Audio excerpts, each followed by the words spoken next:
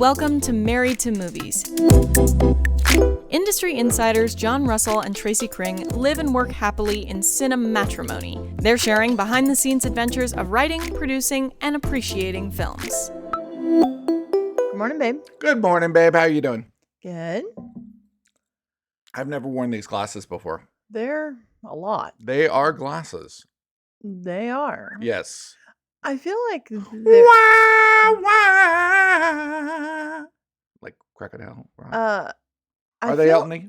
I feel like they're upside down. No, they're like not. they're bigger on the top than they But are they're on the not. bottom. Look, No, see the little things. I know, but like try them on upside down, and I feel like it's a better shape. See, that's the same. That's because it's the same shape all the way around, babe. If they were square and you flipped them upside down, they would still be square. They just didn't look like the same shape. They looked like they were bigger on the top. I think they're girls. Sure. Here, let me try them. Yeah, I think they're girls' glasses. I think maybe. I like that they're like sparkly blue. They look like blue jeans. Okay, let's say. Yes! See? Yes, that is so much cuter. Okay, you're going to wear them for the show? I don't know about that. You should wear them for the show. They're a lot. No, they're awesome. They're awesome. Hey, we're kind of dressed alike. I have just totally accepted that I love blue jean material. Okay. I came across someone talking about the boom crash that's coming. We're very familiar with all of the booms and all the crashes, all the bubbles and all the pops. Private equity firms coming in, buying up businesses that aren't doing poorly. Okay, so is this like Bobby Axelrod? Yeah. It's like Billions.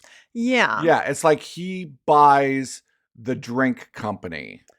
Yeah, and then runs it in the ground and like sabotages it. Yeah, exactly. But something happens, I don't know, where they take loans out on this stuff and then they just default on it or something, and I don't know how this works exactly, but even this guy was explaining, even the company that you're buying, like let's say you're buying Hooters, and I think somebody did. Somebody bought Hooters? I think so, and it's like failing.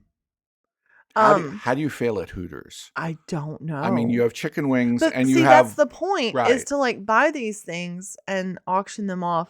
And this reminds me of that money one, Greed is Good, too. Wall Street, yes. yeah. And this reminds me of Pretty Woman, too. Oh, yeah. It's all that's what he's doing. Yeah, absolutely. But evidently there's something happening where it's like they bought Joanne fabric and now Joanne is gone. And everybody's like really sad about it because like you can't buy fabric anymore. Yeah. You can't go anywhere and buy fabric except for like Walmart. That was one of those things where I was like, is there really that much fabric being sold? I mean, how in the world is this place staying in business? Well, yeah. You know? I mean, it's definitely, but like if you need craft supplies or you're like, I'm going to make some curtains, where are you going to go? I don't know. So anyway, these private equity firms and like we heard recently someone that we know was like, well, now that the business has been bought by this private equity firm, they really don't care, for anything other than just the profit of the thing. They don't care about the actual success of the thing. Right. And it's also the idea of by buying the business, you're also buying its pension plan, and all of that money. Like I remember in Wall Street, the whole thing was, you do the minimum payout, and then there was like, it was overfunded, and there was like another, $200 million in there that he was going to collect from when they were going to buy the airline. Right. But that's what they're doing, and that's what is going to happen. Is these people who've been, paying into Social Security, paying into their 401ks. Like the problem is they're saying 401ks are going to be dead because of this. The thing is that... And they already suffered from the housing crash. The thing is that we just don't understand what is going on. No, I don't understand. And I'm just like listening to this guy. What is blockchain? What is cryptocurrency? What is private equity? It's like a world and a language that has so much control of us that we completely have no interpretation of. I have some friends who are basically in a Ponzi scheme. And you can tell people, hey, this is a pyramid scheme. This is a Ponzi scheme. Right. And they really don't care because they I'm still wondering- think they're going to make some money. We were sitting around with our niece. You love cruising around on Pluto. Yes. She was just hanging out with us, and you ran across like a whole bunch of like music video channels. If you go like down into Pluto, you can find some crazy shit. The house was covered in dishes. So we were all washing the dishes and drying them, and it was all together, and it was like that scene from The Big Chill where everybody's in the kitchen working together. Yeah, that's a good scene. That's a good scene. So she was like, whoa, I've never seen this music video. And we were like, well, have you seen this one? Have you seen that one? And she hadn't. And like, this is the thing that you forget about people who are like, especially people under 30. There's a whole Instagram thread and TikToks, and there are all of these videos of young people from this generation listening to the Beatles, or they'll listen, and it'll be like their eyes will like light up, and it'll be like, holy shit, this is a banger. It's like, yeah, Blackbird is a banger. You're right. We kind of had that experience with our niece, because we played like Chris Isaac, Wicked Game. Well, we did Vogue. Yeah, Vogue. Yeah, which is one of the greatest music videos You did of all time. the Nine Inch Nails song Closer. Music videos used to be a pipeline for film directors. Spike Jonze was a big music video director. Actually, it was a trap that your brother told her to set. You can't help but talk about What? Manhunter. Manhunter! Your brother was like, just bring Manhunter. Bring Manhunter up to your uncle so much, and see how that goes. So you actually found it. It was on like Tubi or Pluto or something, and we watched it. And because I have aged and warmed up to Michael Mann, yes, I enjoyed myself, and it was so cool because really, whenever we're with the serial killer, yes, I really like all that stuff. Like, all that, like his house and the vibe and his Like that's where I want to be. Tom Noonan. Yeah, you want to be in Tom Noonan's place. Well, you remember when you were in that like printer in New York City, and you walked in, and Tom Noonan was picking up headshots? Yes. What'd you say to him? I said, "Hey, Tom Noonan, awesome! I love you, man." And everyone else in the room didn't know who he was. Oh my God! And he was like, "Thank you very much." He was Oh like, my he was like Tom Noonan. He was like, he talks down here like this. Why didn't you ask him if he would sign one of his headshots and give it to you? Because I'm not that guy. I don't do that. I don't take pictures with celebrities. So we were like, well, what other kind of like fun kind of era movie? Yeah, 80s, 90s. Yeah. And it was just happened to be on, and we picked Point Break. Point Break. She had never seen Point Break. And it's really interesting because when a person who has never seen a movie watches it for the first time, especially from this generation, they really gear in on things that you really didn't know. Like, well, have history. We really didn't notice the fact that Keanu was not a good actor in that movie. No, you noticed. We all were just like scratching our heads a lot of the times when Keanu was in stuff. It was like, okay, he was good in like My Own Private Idaho, and then what happened? Right. And the thing about Point Break is it plays into his kind of his Keanu Reeves. Yeah, he's a Johnny Utah. Yeah, but best like, name ever. You go into Ohio State quarterback. You start getting into movies like Speed, and you start getting into better movies. I watched Speed recently, and I remembered that I was not a fan of Keanu in it. And then I rewatched it, and I was like, no, he's really actually good in this. Yeah, he's getting good. Yeah. He's getting good. And now he's I think he's legit. I think he's really legit now. And a good guy. Well, extremely good guy. Yeah. One of the best guys. Yes. And he's like dating a woman his own age. Mm-hmm. Like, God bless that guy. Keanu got it figured out. She was like, oh, I thought this was like a rom-com or something. Yeah, she was like, I wasn't expecting it to be this violent. The thing about Point Break is it's like these two movies that have been sandwiched together. This little romance. This little like fun little surf romance, almost like and a then John like Hughes hardcore kind of crime. Hardcore, bloody, violent. Especially the Red Hot Chili Peppers blowing his own foot off. Absolutely. Is, like, so funny. Anthony Kiedis. Yeah, absolutely. Yeah, they go, no! Yeah, he makes that face he makes in the videos. Catherine Bigelow, baby. Yeah. All hail Catherine Bigelow. All hail. She's such a great action director. Such a great director. She should be up there in the pantheon. Catherine Bigelow, I mean, she probably doesn't have as broad a career, but well, she's a woman. She probably hasn't had as much opportunity. Exactly. But it's banger after banger after banger. Yeah. Near Dark, Strange Days, Hurt I Locker. love Strange Days. Absolutely.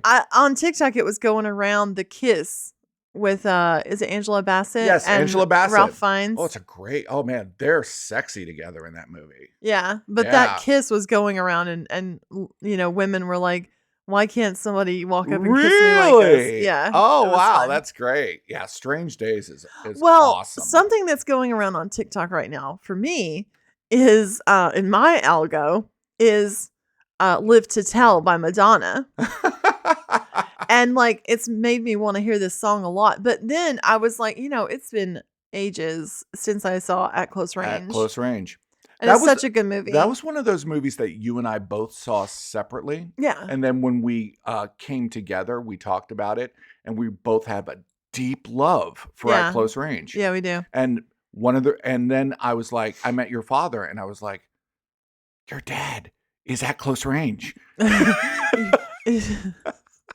Yeah, you thought my dad was Christopher Walken. Christopher Walken. He has that vibe. Well, we had like a very specific time that Isabella had to be back to the airport. I wanted to take them to some of the great thrift stores in Paterson, New Jersey. Right. It's like a mecca of thrifting. Paterson, New Jersey looks like a bomb crater, but with thrift stores.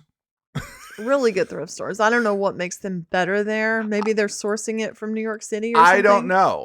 I don't know. But, if you want to visit the people who live in 1980s Beirut and then buy some, cheap T-shirts, Paterson is where you should go. The people who live in Paterson couldn't have bought and owned the clothing that's currently being sold in thrift stores. It's coming from somewhere else. Right.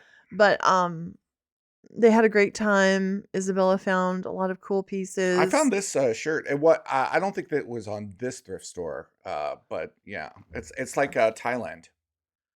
Yeah, I wasn't a big fan of that, but oh, you liking it better now?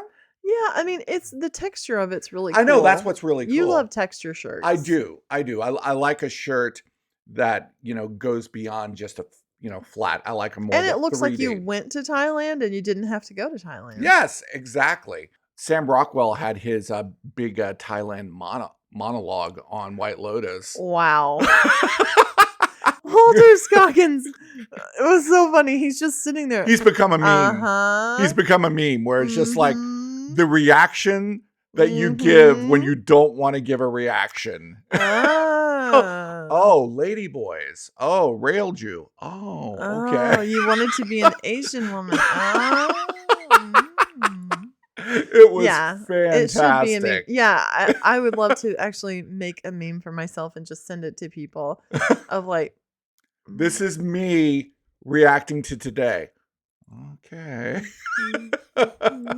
On the way home from the airport, we passed by like the only Krispy Kreme that's around. Okay. I don't know if you planned this or if it was an accident.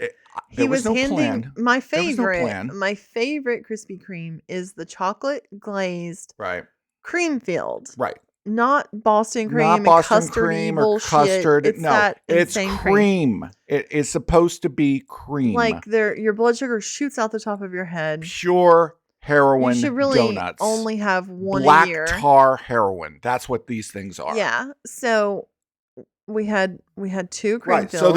So there was a bag of 3 donuts. There were 3 donuts. This little guy like hands you the bag. Hands me the bag into the window. He lets go before you really have it. He lets go and it falls to the ground. So the bag of donut has fallen to the ground in between the car and the window. He just looks at you and says, "Don't worry about it. I'll get you some more. I'll get you some more." So while he is gone, you start scrambling to get that off the ground. Of course I do. Of course I'm scrambling to get that off the ground. You're picking up ground donuts. No, I'm not picking it. They're not on the ground. They're in the bag. They are in the bag. If they had fallen out of the bag and they were like You'd sitting still eat in 'em. the mud, I You'd would still- not have yes, gotten you them. would. So I'm reaching, I'm like going down. And then like, right as you get him, he comes I back. pull up. You and then pull the him guy, up and throw him at me. No, and I was like, and the guy sees it and he kind of gives me a look like, You just, you motherfucker. you're cheating my company, sir. And it was not like on purpose, but that look that he gave me, like, No, he's probably son like, of a bitch. they're eating ground donuts. I feel like some places, like Wendy's, wouldn't give a shit. That's true. Wendy's would be like, pick it up, bitch. You were like, Tracy, why don't we try those AI editing things to edit the social media for the podcast? Yeah, just to see how it would work. Like, Yeah. could it save us some time? Me. Save you. Well, Save me. look, Well, I tried Opus Clip. and that assistant, how did they do? F. Oh, F. Well, really? here's the thing. Look, if you can't edit Mhm. any other way, Mhm. and you won't pay anyone to do Right. it who can, Right. you can get some really basic bitch stuff. Mm-hmm. If you have a good podcast, like if you really have a concise, tight podcast. I'm hoping someday that we have one of those. Me too. The thing is, it just took a 60-second cookie cutter. Right. It didn't condense the story. Like, I'll take a story that takes 5 minutes to tell and I'll condense it to 60 seconds so you get the whole gist. Right. It doesn't do stuff like that. It just takes exactly 60 seconds, wherever that lands. There's really no rhyme or reason. I think AI could be my friend, though, because it might allow some of my weird tangents To get in, Yeah, where I cut them. Yeah, before you cut them. Nobody wants that. They do want that. People want that. Does Grizz need to go out? Give the public what it asked for. I don't know, maybe. Literally, no one has asked for that. I think they're asking for it. We just don't know they're asking for it. I was here working on your script Yes. that you've been writing. Right. And we've gone around and around and around about the ending. We're Mhm. still not quite figured out. We're getting more and more figured out. Well, you were very, very helpful because I kept changing the ending. Okay, tell what I said when you said, hey, you came home like last week and you were like, hey, did you read my ending, my new ending? Okay. Tracy has had an issue with the ending of my script, and she has kept giving me advice and kept telling me things to And do. then you to rewrite it, and I and give you more rewrite it, advice. and then she does. And I think we're on probably the 6th time It's a lot. It's a lot of times. that I've worked on this ending, and I did everything that she suggested. I was really happy with it. I thought, okay, I think we got it. I nailed it. This is it. And I said, hey, babe, what'd you think of the ending? And she goes, it's bad. I was like, okay. And, It's bad. and I started to get a little like, I was like, well, you could help me with it. No. And then it would, and then maybe, we could get past, all these rewrites. And she goes, no, it's not bad because what you wrote is bad. It needs more to it. It needs another element later after what you've written. And I'm like, oh, okay. And she came up with a great ending. But then I came back to maybe just don't start with it's bad then. But I think that's just how I operate. If you're cooking something and you taste it and you're like, wow, that does not taste good, then that is your motivation to start making it taste better. Right. But what you're saying is that it needs something else. You're not saying what exists is bad at tasting. I'm the kind of person and it needs to be thrown out. I tasted the thing and I say, this is shit. There is shit in my mouth right now and I hate it. And then I'm motivated to do something about it. And then you're like Ratatouille, you put just like a little bit of this and the color changes. Salt Bay. Well, we even had a fight about this where I was like, dude, because you were like, can you please just not have so much like disdain when you Yes. say a thing? Disdain. And I'm like, no, I can't. I don't know. I really can't. I don't know if I can commit to that. I really can't. I cannot commit to not being grossed out and disgusted and horrified by what you say and do. I mean, like, if I gave you my full, and we should try that sometime. No, we really shouldn't. You've seen it. We really shouldn't. And our friends have probably, if you know me, you have seen this happen. Right. Where I just go off. Yes, I have seen that. It's like manic. A manic be, episode. It can be very funny if it's about other people. Yeah. I really love mean Tracy when she's talking shit about other people. I was in a conversation with AI. Mm-hmm. And in the way that AI is a bouncing board, mm-hmm. which is like where I'm really enjoying. And I have been learning from AI. Actually, I've been using it as a tool for education. Because if you ask it like, hey, can you do this? It's right. like, yeah, I can. I'm like, can you teach me how to do it? Right. And I've learned lots of cool little things.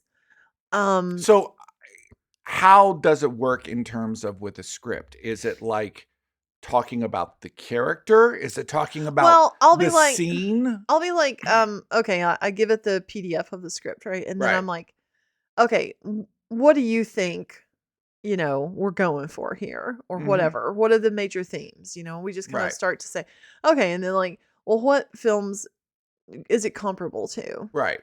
And then I'll be like, well, in this scene, I'm really going for something more like The Fog. Right. Like, that's what I'm trying for. Right. But I'm like, not there yet. And then you were like, what am I missing? Let's put fog in the scene. No. Well, that's what you did at the beginning. At the beginning, I did put some fog in there. You did put fog. We were in the woods, and I just thought it would look cooler if it had some fog. I agree. Yeah, I think, yeah. But I don't mean fog. I mean The Fog, the movie. Right. Actually, I was like, I want this to have a little bit more comedy and a little more camaraderie between these characters because they're assumably a team that travel together as archaeologists. Right. And I want a familiarity there. And so it had actually much later written a line that I really liked. Mm-hmm. I was like, ooh, that's a good line. But how do I get it in? Right. In where it should go. Right. Because like if you have AI write a script, it wrote a script in 20 pages. Like it's not a movie. Right. It's not good. Yeah. No. It's and then it always starts to shit the bed. Like the longer you talk to AI, it starts shitting the bed more. Interesting. And I've never had much success at saying like, okay, let's reset the conversation to like 20 inputs ago. Right. I just have to start a new chat. I really enjoy it as a sounding board, especially if I'm just here alone, and writing. Right. Because like we would normally be doing that together. Right. And bouncing things. Yeah, we would be. Well, this particular script is has been different because this is kind of, this is my baby. It's an idea that I've had for a very, very long time. And I've been mostly writing it on my own. I mean, I think we've talked a little bit about like where it's going. Maybe this could happen or this could happen or, what have you. Well, AI, one of the characters that dies, AI did not kill. And I was like, can you write something that involves killing someone? Mm-hmm. And it was like, sure. I'm like, great. I'm like, then why did you choose not to kill that character? Uh-huh. And they were like, well, it seemed like it could be a device to do this or that. And I'm like, yes, but I want this other character to take that place. Interesting. And it was like, oh, I get it. And this particular AI that I'm using is like really acknowledging. And it's weird because it'll like compliment you. It'll be like, oh, wow, that's a great idea. See, this is the end of the world right here, folks. And I'm like, no, it's actually not a great idea. That gives me affirmation. Oh my God. It does. I no longer need people. It's been trained in some way, this particular one, to like give affirmation or acknowledgement and then give the critique. Okay. I mean, which people do. Well, that's the way. Yeah. I mean, it's except me, because I just say it's bad. Yeah. It's awful, and you suck, and please leave the room. I'm excited by this because this is kind of the phase where you kind of look at it and start to shape it. I'm born this way. I edit things. I'm Absolutely. just born this way. Yeah. I said to somebody yesterday, it's like, I've thrown a whole bunch of Legos in the middle of the room. Mm-hmm. And then you can build those Legos any way that you want to. Right. You know, I mean, it doesn't matter what color goes where, you know, right. The elements are there. Right. You know, and I think that's the, you know, that's your job, especially in a first draft. Yeah. Or a 7th draft of the ending. Well, the whole, yeah, sorry. You know, that ending is going to be awesome now. but I just kept not liking, like, I mean, there were 7 decent ideas, and maybe some people would be happy with one of those. Right. It just, the whole vibe of what the script was trying to create, right, just wasn't happening at the end, and I wasn't sure how to fix it. Mm-hmm. You know, but then when it finally dawned on me, it's because that's not the real ending. It's not the ending. That's not the ending. That's why it doesn't work. It's like that feeling in, you know, We Love in Poltergeist, where you think it's the ending, but it's not the ending. Okay, so they get away from that monster at the end, and the kids are saved, and the mom saved them. Yeah. Then they're packing. Yeah, then they're packing, then they're leaving. And it's just like, okay, that makes perfect sense. Yeah. They're packing, they're leaving. It's very much that way. And then the real shit goes down. Yes. And that was the problem. We always thought your ending was the actual ending of the movie, but it wasn't. Mm-hmm. And it took maybe 7 times for me to finally realize, because this is the pre-ending. This is the pre-ending. Yes. Yeah. And I like it a lot better now because of that. Mm-hmm. Because I like a movie that has that sort of quality of, especially in a horror movie, that it just goes really dark and really bleak at the end, you know, and it's just like, oh crap, you know, the ending of The Mist. Well, the ending of The Mist, the ending of The Thing. Mm-hmm. You know, which has this great melancholy quality of these 2 men, and they're at the fire, and they're not sure if one of them is a monster. Right. And they're going to freeze to death. Yeah. and Kurt Russell goes, well, let's just sit here and see what happens. And that's the ending of the movie. And it's fantastic. It's amazing. It's fantastic. Yeah. And there's so many amazing movies with so many amazing endings. Like, you know, I really want to try, before I show something out to people, mm-hmm. I really want to try to get it to the point where I've maximized everything I could imagine. Right. That's a good idea. See, I disagree with that. Yeah. I think, to me, the more that you try to perfect something before you're going to show it to other people, I mean, it's a valid point. The more difficult it's going to be for you to deal with the inevitable changes. I think that your dog has to be shaggy, you know, and then you groom it. And the grooming process takes place when you've got a producer, and when you start getting coverage. Yeah, you start getting coverage, you start getting feedback. And I agree. But because what if you have a groomed dog? Okay. Uh-huh. And then they're like, well, we don't like this. Yeah, exactly. You don't have enough to actually do any different grooming. Yeah. No, I mean, it's a valid point. I just don't know if I can do that. Shaggy. He needs to be shaggy, baby. Keep it the shaggy dog. The shaggy dog. He's cute. He's got great lovable. bones. He's got great bones. He's got great energy.